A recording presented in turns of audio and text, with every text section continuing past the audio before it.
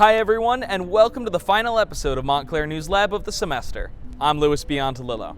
Let's take a look at what's coming up on this week's episode. We sit down with a mental health expert at Montclair State to find out how students dealt with a very stressful semester. There's a lot more depressive symptoms. Then, find out how Montclair State Athletics is shooting sporting events without any camera people. I'm going to use that every single workout. And Santa is still spreading cheer this year, but there's more to this Santa that meets the eye. You'll hear his unusual story. When Santa goes out this year, they are risking their lives to be with the children of all ages, from 0 to 106. All this and more coming up on Montclair News Lab. As we approach one of the darkest winters in history, we still can't be with our friends and family. Our own reporter Katie Cameron sat down with staff psychologist Dr. Sudha Wadhwani from the Counseling and Psychological Services Center here at Montclair State to discuss how students can cope with loneliness and isolation. Joining me today is Dr. Sudha Wadhwani, staff psychologist at Montclair State University, and also the coordinator of the Outreach and Prevention Program at CAPS. How has the stigma of mental health changed throughout this pandemic? You know, I definitely see people who before have never experienced symptoms of depression and anxiety and now are experiencing it, especially anxiety related to health concerns, of course. You know, unfortunately, with so much loss, there's a lot more depressive symptoms and people grieving. With the isolation, right, more people feeling down, feeling blue. There's loss on so many levels. Have students responded to this, online services and help? This semester, we have been just as busy, if not more, online. There are some students who prefer phone rather than Zoom, or they may choose to shut their Zoom off, or due to confidentiality, some people may just use the chat feature, for example, depending on their home situation or privacy, related concerns. I think, yes, it's true that some people who perhaps before weren't able to come, let's say they were commuters and it was hard to come to campus, to come to some of these groups or to come to services. Now it's just a click away. How you think can really impact how you feel. If you affirm yourself, if you give yourself praise, if you encourage yourself, that's going to make you more likely to succeed than if you beat yourself up. What do you say to the students who feel the need or feel guilty for not being productive? Being productive doesn't have to be on like an academic task. Even self-growth is productive. Self-care is productive. We need a break. We need some fun. We need some Netflix. We need social media. That's like our social connection.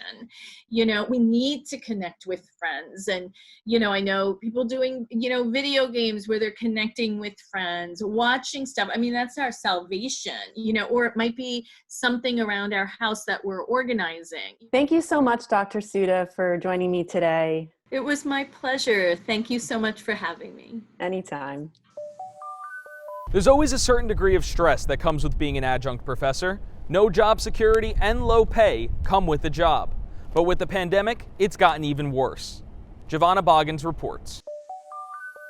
Montclair State University lost tens of millions of dollars from the pandemic, and that number continues to grow. And an easy place to cut money is to lay off adjuncts because they don't have any job security. Mary Wallace is the president of the American Federation of Teachers Local 6025. She says even veteran adjuncts are at risk.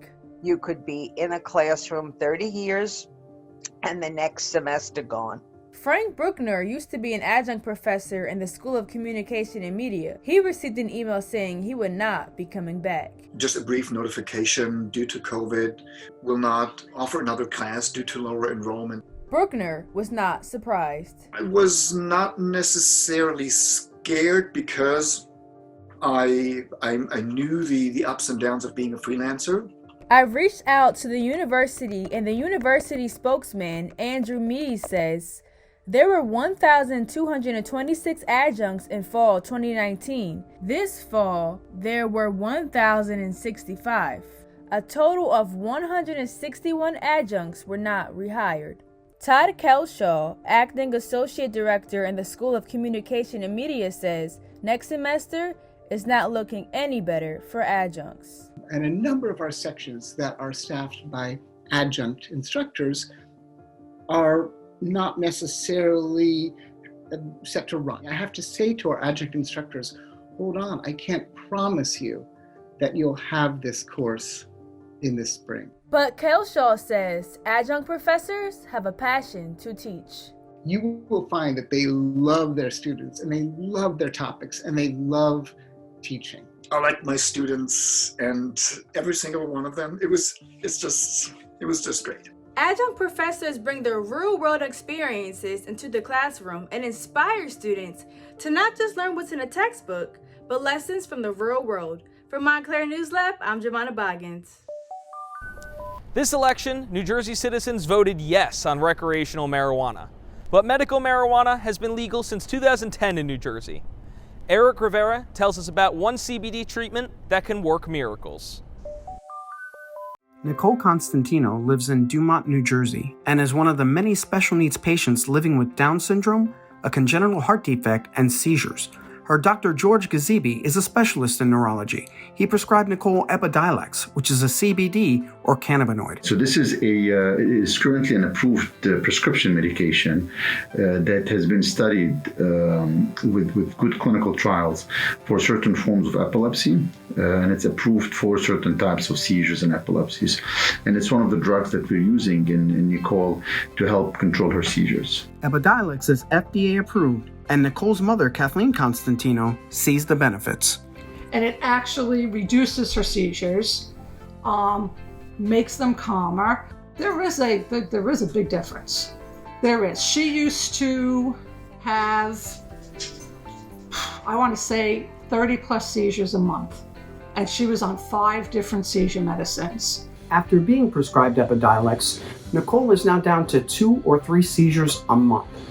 CBD is a chemical component found in the cannabis sativa plant. CBD contains no THC, which is the primary psychoactive in cannabis. Therefore, the patient never feels euphoric, high, or intoxicated. I asked Dr. Gazibi if there was a difference between over-the-counter CBD and prescription CBD. So there are 2 main differences between the two. The first one is the source. So cannabidiol or Epidiolex is actually extracted from a strain of marijuana that is highly concentrated in CBD. And they extract the CBD from that plant and infuse it in oil. All the CBD that you buy over the counter is extracted from another plant called hemp. So hemp is part of the cannabis family of plants that contains a very small amount of CBD. Mrs. Constantino says Epidiolex is far better than the many other medications Nicole has taken before. She doesn't have all those side effects anymore. She doesn't walk around like a zombie. Studies continue on CBD and their value to patients. More and more states are funding research into CBD. Not everything is known right now, but one thing is known. The Constantino family is dealing with fewer seizures, and Nicole is living a better life. Reporting from Montclair News Lab, I'm Eric Rivera.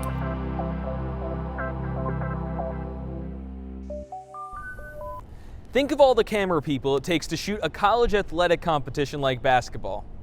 But what if I told you there's a new system at Montclair State that tracks all of the action, and without any human camera people? Mania Ross tells us more. Over the summer, the university installed Pixelot Prime, an automated camera system that eliminates the need for manned cameras to cover the action at sporting events. By the defender coming behind them, still gets it to go. Tough shot. Mike Scala is the director of sports information at Montclair State. It's a great piece of equipment that gives us the ability to stream. Our coaches use it. It's got a lot of dynamic issues that really help them, and obviously will go a long way in helping serve us and making a top-notch broadcast. Pixelot Prime uses artificial intelligence to follow the action. It follows the ball, focuses on individual players, and creates highlight reels. Coaches love it. It's making their coaching experience even better, because now they have a great product to use in which when they're breaking down their own practice film. Built with multiple cameras in a single camera head unit, the feed from each camera is stitched together to form a panoramic view of the field. This advanced technology is helping play-by-play commentator Sonny Bartell feel more confident as he calls the games. Sometimes the ball is tough to track, and when you watch it back after you do the play-by-play and it comes out on YouTube, the live stream, or the Red Hawk website, it's not going to be, glitchy or anything like that, and you just you're more confident about the work that everyone's doing. Sean Rossi, the assistant coach for the men's basketball team, is also impressed. As soon as we get done with practice, it gives me a downloadable link. We have film sessions. I can get on a Zoom with these guys. I can open up the film and I can watch it with them. Pixelot has already proved itself to be a worthwhile investment, one that will become even more invaluable once campus fully reopens. I'm going to use that every single workout. So no matter what, our guys have access to their film, whether it's relating to technique or effort or skill. There's so much stuff you can learn from watching the film. For Montclair State, basketball is only the first sport getting the Pixelot treatment, but it sure will be the last. From Montclair News Lab, this is Manaya Ross. As we approach the holiday season, one Santa is still finding a way to spread holiday cheer, despite the pandemic and social distancing. Grace Rowland reports.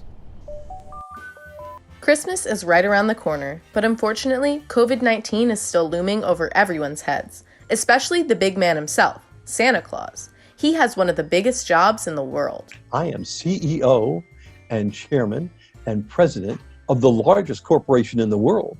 We deliver toys to children all over the world. Meet Santa Rick Rosenthal. He's been at it for 51 years, and he's not letting COVID stop him from spreading Christmas cheer safely. So it's very important that we protect Santa and his helpers at malls. There is protocol that was set up by the CDC, a Lexan or plastic divider to keep people from breathing directly on Santa. Some malls are actually putting out bigger solid packages, presents, and they're 6 feet apart. Santa Rick owns one of the largest Santa academies in the world, the Northern Lights Santa Academy, located in Atlanta. Though classes were canceled this year, the academy brought some of Santa's helpers together virtually. For our alumni, we did hold a special Zoom meeting where we covered COVID protocol, because when Santa goes out this year, they are risking their lives to be with the children of all ages, from 0 to 106. And we want to keep everybody safe. After we finished our Santa safety interview, Santa Rick let me in on a part of his life many wouldn't expect. He's Jewish. It's not about being Jewish. I am Jewish and I am Orthodox, but it's about being Santa. And Santa is a guy who is non-judgmental, provides hope and inspiration, and that's what I do. I just happen to be Jewish. The Torah says that we are supposed to, as Jews, be a light unto the world.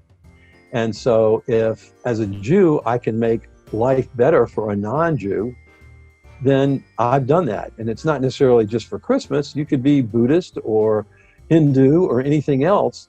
The trick is to make the world a better place and help each other. And so, to me, it's not a conflict at all. Santa Rick is confident that the Christmas spirit will be high this year, regardless of the virus. The Christmas spirit is not anything I keep. It's what you keep.